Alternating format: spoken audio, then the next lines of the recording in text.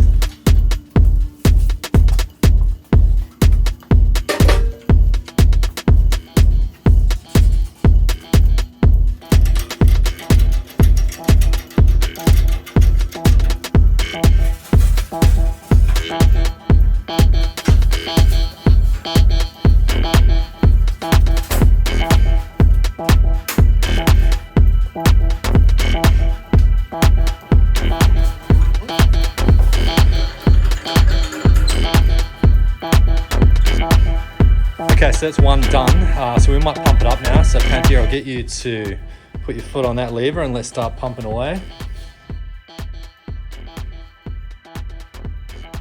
Okay, these things are pretty strong. They hold around about 480 kilo. They've got a few really cool bits and bobs to them. So they've actually got foot controls, but they've also got, if you have a look underneath, maybe I'll show you on this one. If you have a look underneath, there's actually a gas lift control as well. So you can connect it to your compressor. You've also got heaps of tie down points. You'll see 6 tie down points. So ideal. This one's a slightly bigger one. This is an MC25. I'll put a link to where we bought these.